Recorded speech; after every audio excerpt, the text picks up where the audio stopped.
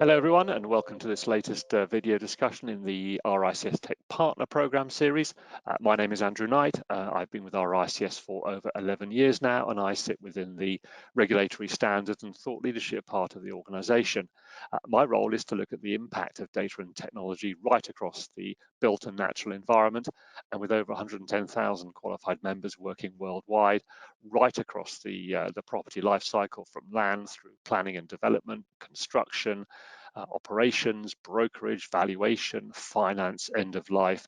There's clearly a huge impact of data and technology. Our members work across many different asset types: land itself, residential, commercial, alternative assets, and infrastructure. So once again, a very, very broad palette on which data and technology is having a very profound effect on the way the profession works.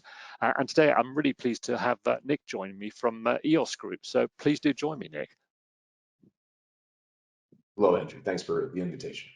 Pleasure to have you on the call. Now, before we get into the kind of the bits and bytes, as it were, Nick, it's always to get a bit of sort of human background here. So it'd be great to hear from you a bit about your sort of personal background and journey, and indeed the kind of origin story of EOS itself.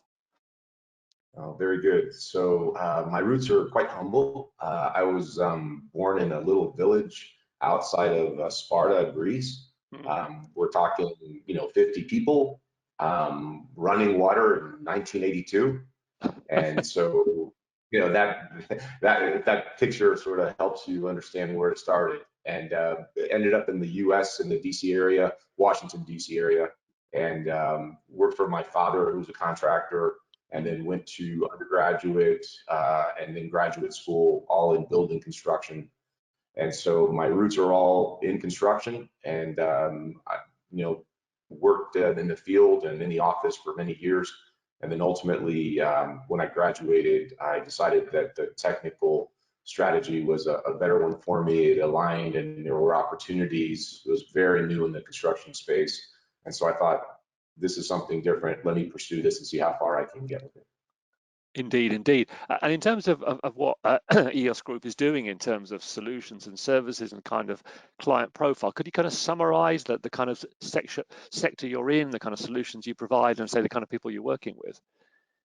Sure. So we primarily focus on North America. However, our clients do take us across the world.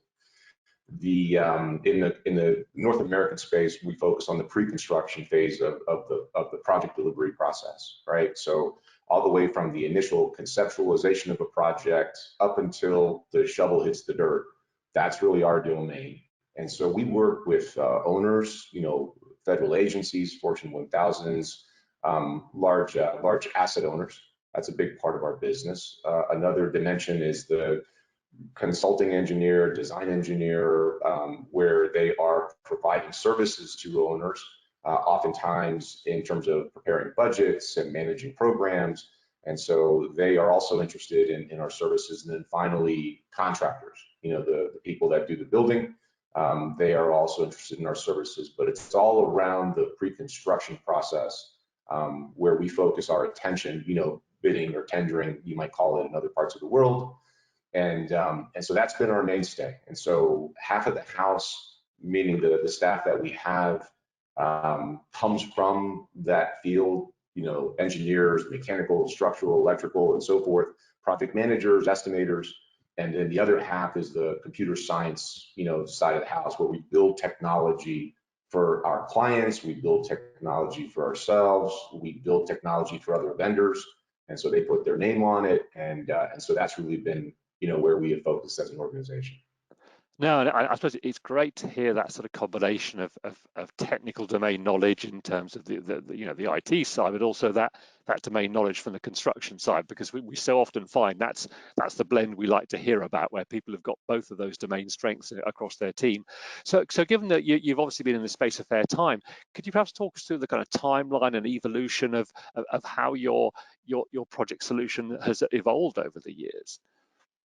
Sure. So we get involved in many types of solutions. One of the things we discovered early on was that there was an opportunity to manage the estimating process itself. Most vendors focus on the calculator. How can I build a nicer calculator than Excel, let's say? but they don't really manage the process very well. So that's been a big part of our business. Another part of our business is data. We develop a lot of data for our clients in select markets. That's very unique. And then the third is what we call a project history type of solution, where we aggregate data for our clients to support internal benchmarking capabilities, to support conceptual estimating, to support estimate validation, trend analysis, things like that. And so that journey started back in 2001, where we recognized that there was an opportunity to start to aggregate data and use the collective data to help make better decisions, as opposed to simply building better calculators. At that time, there was the higher end companies, the bigger enterprises were exploring things like data warehousing and all that type of thing. The mid-market, small market just wasn't playing in that space at all very well. And so that was our first generation platform. That lasted us about 10 years, 9 to 10 years. And then we started over again. And that was our second generation platform that has lasted us about 7 or 8 years. And now we're building our third generation platform in that space. That'll take us hopefully, into the next 10 years or so. So it's been a long journey. At the beginning, we really had to preach about why you needed to do this. People would look at us and say, well, why is this important? I don't get it. We just want to build faster calculators. And we saw the opportunity of data and how data could help inform decisions and really help clients avoid catastrophic decisions by not learning from the past and things like that. Fast forward to today, we no longer have to preach.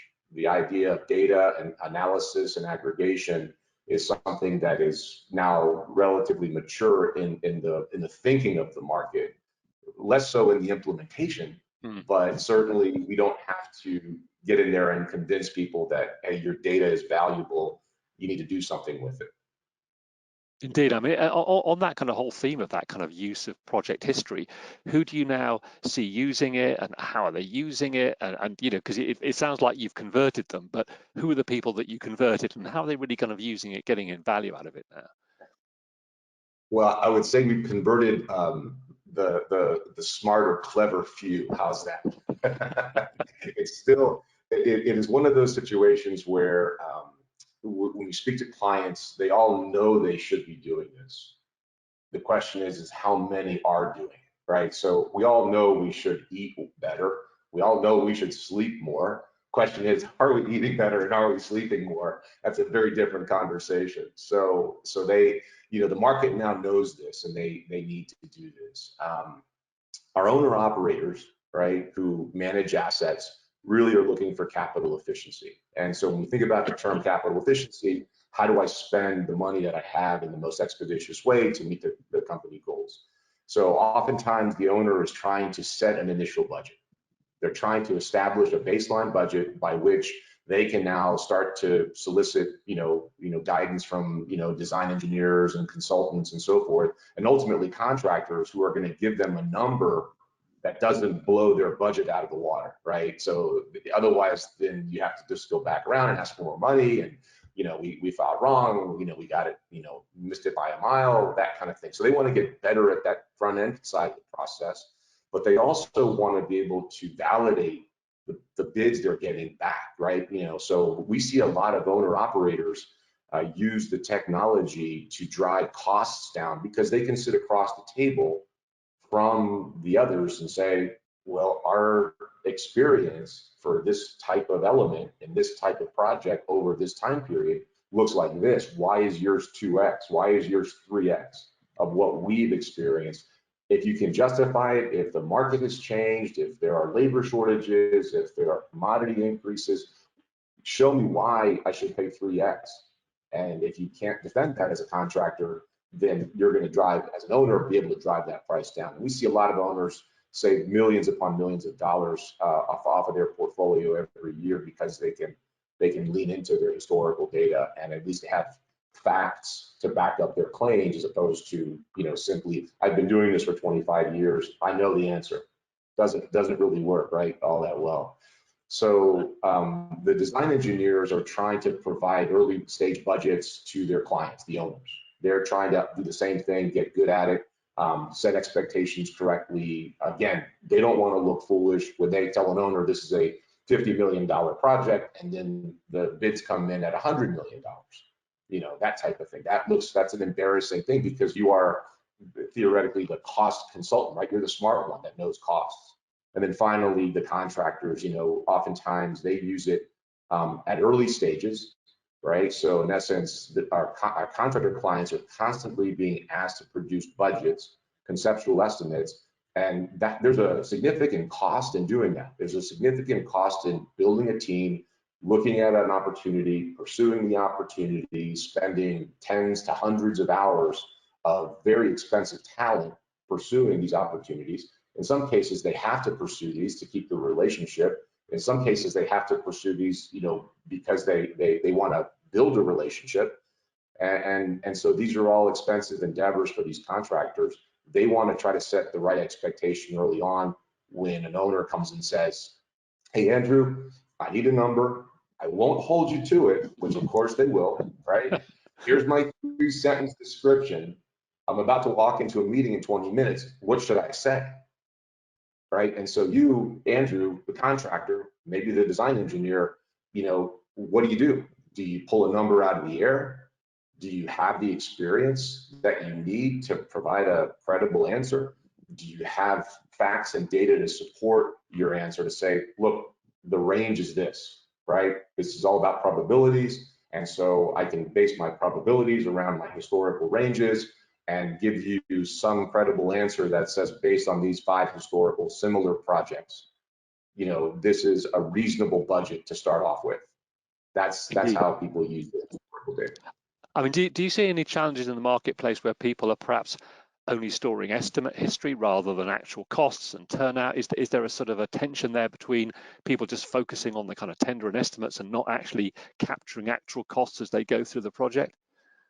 Yeah. The tension is a nice word. It becomes almost a religious debate in organizations, right? You know, it's a philosophical debate.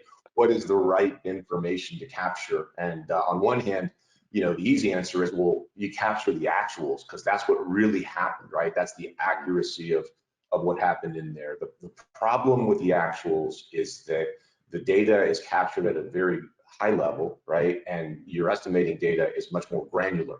And for contractors that are trying to say, some of our clients, for instance, they capture field production data, you know, man-hour installation rates for elevated flat work in this region. What is my production rate, you know, for this type of work, Southeast versus the Southwest? You know, now you're talking about very granular field data, you know, coming back to you. Where most organizations roll up numbers and say, okay, here's the concrete number.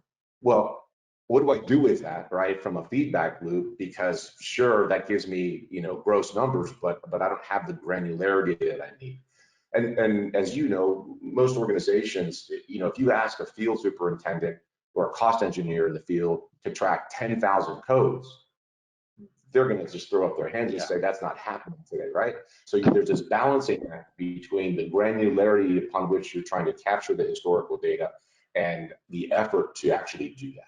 So you have these challenges on the actual side, and I'll say this, for the most part, the industry really struggles with that. Really struggles with capturing granular actual cost data. We do have clients that do it. It's expensive. They are absolute leaders in the space by doing what they're doing, but the majority of the clients can't do that. However, on the flip side, you have your estimating data, and your estimating data is prepared by that estimating team. It's highly granular, it's highly predictive. There's a certain scope that they are basing that against. And so scope for cost, your estimating history is theoretically more granular and potentially, you know, more accurate in the sense that it's tied to that scope. Obviously, there are scope changes that occur as the project progresses, field changes, owner changes, and thus the initial scope doesn't match the final scope. And so you have this this disparity between, as I like to say, we estimate an orange, but we build an apple. Right, so we end up with these 2 different kinds of fruit, and we're trying to mesh them up, and it's a real challenge. A lot of it depends on who's consuming the data. You know, if it's an estimating team consuming the historical data, they have a pretty good idea of how the estimates came together, and they have a lot more data, right? Unless you're bat 1,000, as they say in the US, right? You may be winning 10% of the work you pursue, 20% of the work you pursue. So the volume of estimate history is going to be far greater than the volume of actual history, based on simply the win rate of what you pursue versus what you don't. So some clients we have, it's only estimate history. Some clients only capture actuals, some capture both. And it's a level of the maturity of the organization, the strategy that they pursue, the level of granularity, who the consumer of the information is. It is unique per client. And so, you know, we're built to go deep as an organization, as opposed to others that are built to sell a lot of technology to as many people as are willing to buy it. We're the inverse. We're a strategically small organization. Some would call us a boutique shop, in the sense that we're an inch wide and a mile deep, right? And so in that inch, we can go as deep as you need to go. But we're not trying to, you know, cover all aspects of what some of the bigger shops will do, which I appreciate what they're trying to do as well. It's a good thing.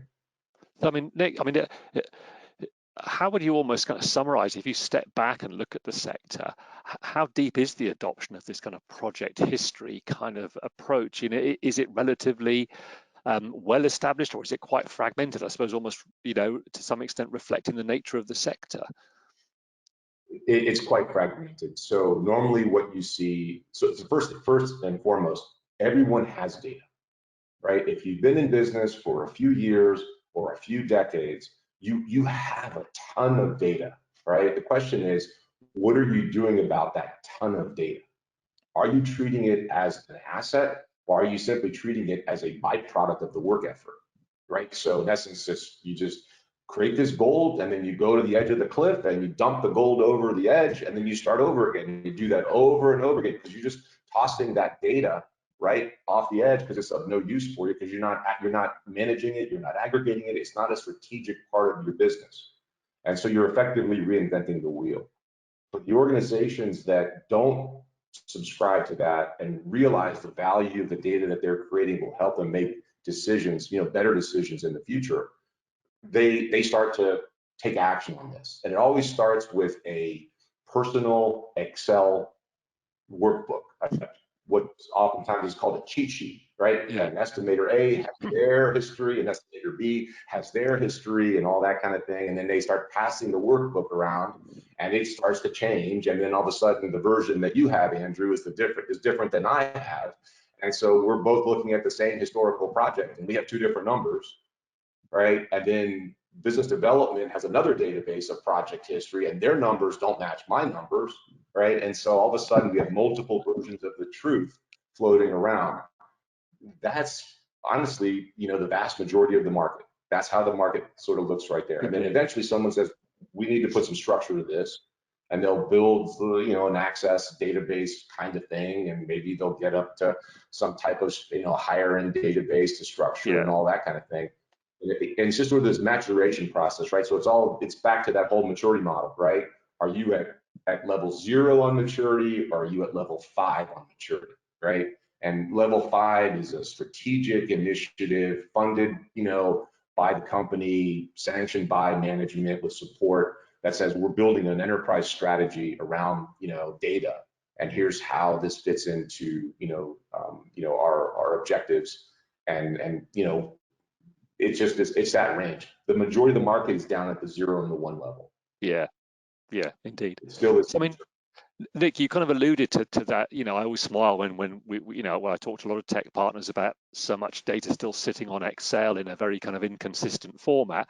I mean, when we think about standards generally, and clearly there are lots of quite detailed classification and coding systems in your sector, how does your solution tie into those kind of various standards that, as you know, are very granular when people start estimating and looking at that bottom-up approach, and, you know, work breakdown structures and various coding systems? How do you sit within that kind of landscape? Well, life would be a lot easier if everyone embraced the same standard, because then you could build your data architecture around that standard.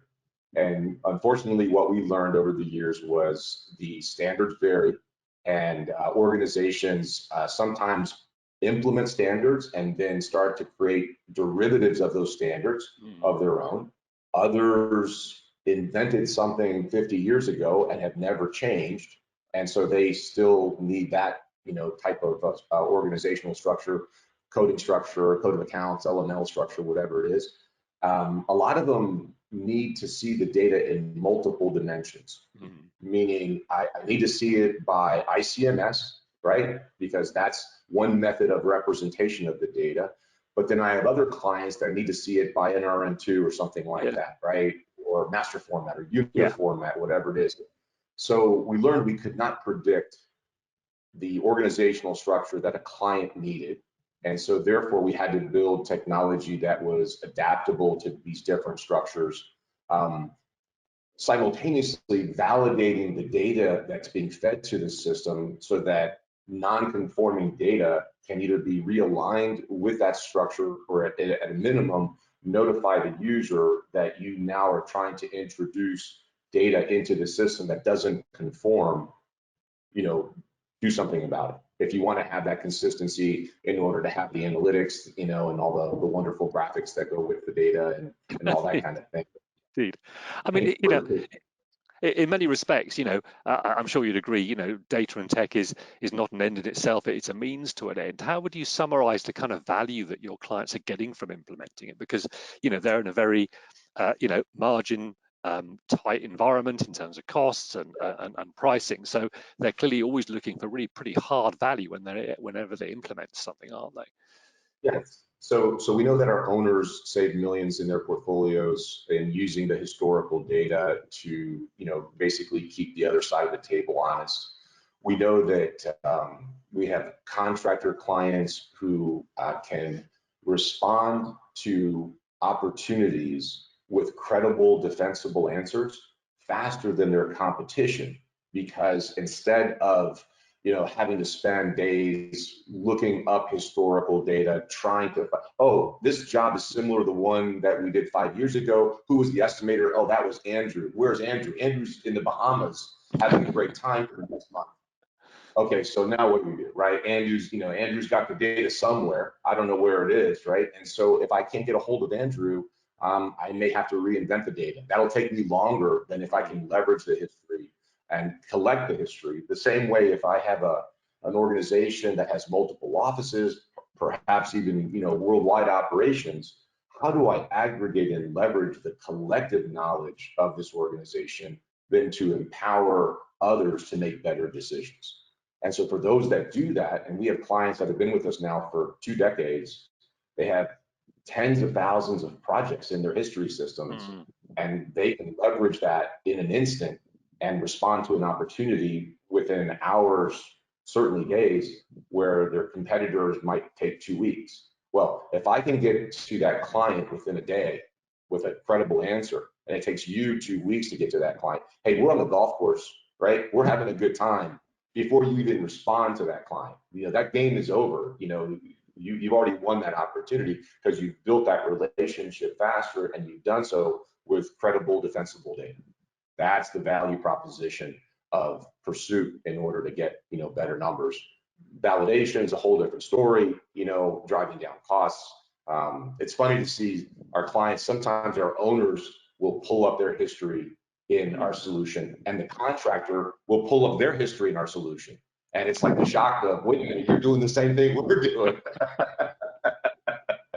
Now, Nick, you mentioned earlier that you almost described what you do as being narrow but deep, and I guess the implication of that, and it's a common theme, I think, when people are looking at various solutions to build an overall, set of a tech stack, to use the jargon. How do you fit your solution into that overall kind of data analytics tech stack to make sure that it's not just another silo? Because there's always that danger that people buy various bits off the shelf and end up with a whole set of systems that don't really then knit together and give them that, not so much a simple view because it'd be complex data, but that kind of integrated view. Yeah, absolutely. So I'll give credit to Microsoft here. One of the things that Microsoft does really well is they have a means by which to proliferate their technology across our space like no other organization. Really, really good at it. It's one of those things, for instance, Excel is everywhere. Sorry, it's just in everybody's, toolbox. They did the same thing with SharePoint, right? So SharePoint is now proliferated across the Microsoft stack. Everybody has it, and therefore you end up with thousands upon thousands of SharePoint sites that these organizations are, staring at now, all independent, all difficult to corral, the old herding cats in a pool kind of thing. Microsoft is doing the same thing with Power BI, and you see Power BI everywhere, right? And so all of a sudden the tool is there, and that becomes sort of the thing we're going to use because we already have it. Let's just use that for our enterprise data strategy and all that kind of thing. Where they sort of fall down is they give you the easy 80%, like SharePoint might give you the easy 80%, Power BI might give you the easy 80%, but then the other 80%, right? So the second 80%, the hard stuff is what is very difficult to do. And those platforms tend not to do very well with that.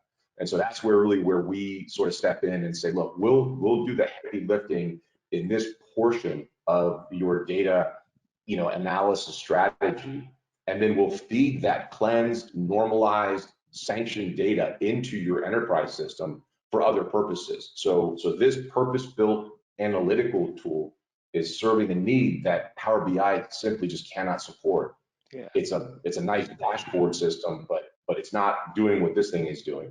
Yet you need some of that data in your broader enterprise solution. So you're going to use the broad enterprise solution for things like, safety and things like field prediction and all procurement and all kinds of analytics like that, but they aren't built for the cost history analytics that we have, purpose built the application. It can't be a silo, right? It can't be an island, but the estimating process, if you will, the sausage making process is an ugly process. It's a messy process. Nobody likes to see the sausage made, but they want the results of it. And so that's the part of the work that we do to cleanse it and bring it together. Whenever you get into that enterprise data strategy or historical data strategy, you think that the answer is, throw the data into a single database and throw a visualization tool on top of it. That's actually the easy part. The visualization of the data is actually, very, very much available. The hard part is getting the cleansed, normalized, standardized data structured into this so that you can get the metrics out of the system that you want, that the metrics are predictable, that they come through the way that you need them to on a consistent basis. That's the heavy lifting that people skip over and go right to the technical solution, and they've missed the boat. So we see a lot of that, just start up and then fail. We had one client that spent 12 years just going through the same thing. They did it with Cognos, they did it with Tableau, they did it with Power BI. Okay, you're still pursuing this from a tool perspective. You've missed the boat on the data strategy and the planning and the effort that it takes to make this thing successful. And millions of dollars later, in a decade plus, they still don't have a solution because they keep trying to do the same thing over and over again. So, Nick, on that theme, it almost becomes a cliche when I talk to tech partners, but based on that last comment, what sort of insights and observations have you discovered from working with clients? Because that's clearly a very informative way of helping you understand the market, understand the direction of travel, and making sure that you help clients even better. So, what are the kind of things that you've observed over the decades? So the clients, like I said earlier, one of the things that we realize now is that we no longer have to preach this. The clients are now coming to us and saying, we know we need to do this. How do we get better at this? How do we execute on one of these strategies and get there? But some of the smarter ones are realizing that this is in some ways a mechanism to attract talent, right? So you wouldn't think that history would be a talent attraction mechanism, but think about if you look at the replacement rate, if you just look at just how many children, right, your society needs to have to replace the workers that are retiring, whatever the developed countries means, they're below that replacement rate. which means that you're going to have fewer workers to replace the ones that are retiring, which means that you're going to have a higher level of competition for that workforce that is coming at you. And the question is, do you look attractive enough to bring the talent in that you want? So on one hand, you know, the young engineer, right, who has grown up with access to data at their fingertips, you know, they pray to the Google God. The Google God responds with 3.4 million answers in a few milliseconds. And, you know, it's all biased because it knows your search patterns, and boy, that God knows me, loves me, and just gives me all the answers that I need. So they're accustomed to information at their fingertips. They show up at an organization, and one organization has the data. One organization says, we have the historical data, it's readily accessible, you can make great decisions based on the history because you don't know anything about our company, but I'm asking you to make decisions, and how do you make blind decisions, right? The other company they're looking at is back to that paper world. They still have Excel spreadsheets floating around. Somebody says, you ask the question, can you show me your historical data? And everybody stares at their shoes, right? And so as a prospect, a young engineer coming out of school, where do you go? Do you go to the place that is going to set you up for success? Or do you go to the place where you're going to have to fight to figure out what actually happened, right? It's a pretty easy decision for a recruit to know that they're going to be successful in one place versus another. The other and matching criteria that we see organizations recognize is that that talent pool that they're bringing in doesn't stay that long. What does that mean? If you look at the trends from boomers all the way through Gen Zs and all that, millennials, boomers tend to stay about 10 years in their jobs, right? If you flip that and you look at the younger 25 to 34 range, it's less than 3 years, right? It's a more transitory workforce. What does that mean as an owner, right? So the people that I hire are not going to stay with me as long as the people that I used to hire. As they come in and they leave, so does the historical knowledge. And I'm going to replace those people with new people that are going to stay 3 years. So where does the knowledge, you know, transfer occur, right? It's very difficult to expect someone within 3 years to sit on the front lines and make $100 million bets for you. That's a very risky proposition. Typically, it takes a decade or more growing people into those shoes to be able to say, yeah, we're going to rely on Andrew, and he's going to put a proposal out there, you know, a bid for $100 million, and we're going to make money doing this. Right? That's a long-term process, and so you have to try to keep people. Well, if your workforce is leaving after 3 years or 4 years or 5 years, and it takes you 10 to grow them into the caliber of person that you want, fundamentally the math doesn't work out. So you have to offset, you know, that trend with data and tools and technology, and empower those people with more. So we see organizations realize that data plays a role in that strategic decision around staffing and labor shortage and all that. The US is experiencing tremendous labor shortages, both in the field and in the office, and the talent pool is smaller, and so then everybody's going after the same resources, and they're stealing them, and they're paying them up. And so, you know, even if you're not a senior person that's been there 10 years, they may be a very attractive candidate for another company that needs to fill a spot because somebody else retired, and they need that senior role, and they'll pay up for that person. Well, then once you lose that person, are you going to replace them with somebody junior?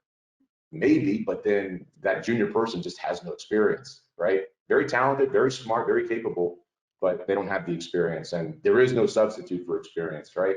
You can't just sort of make that up.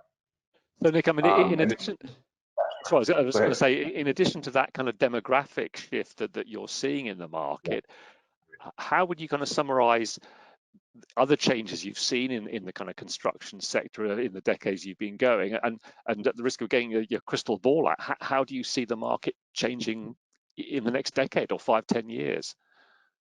Well, so let's put our technical hat on then and talk about, you know, the magic of AI, right? Artificial intelligence, right? And we'll take a subset of AI and machine learning and making smarter machines to make smarter predictions. So You have all of this technology becoming more and more available in the AEC market, in the general market itself, Yeah. right? Most of these ML models are actually available. You don't have to invent the models anymore. Those models are actually readily available. So what you're going to start to see is rapid development environments around AI coming at you. And so the idea of AI as a part of a solution is going to become more prevalent going forward. That's an easy prediction. You're starting to see that in the space, and that's not, there's no rocket science there. It's coming.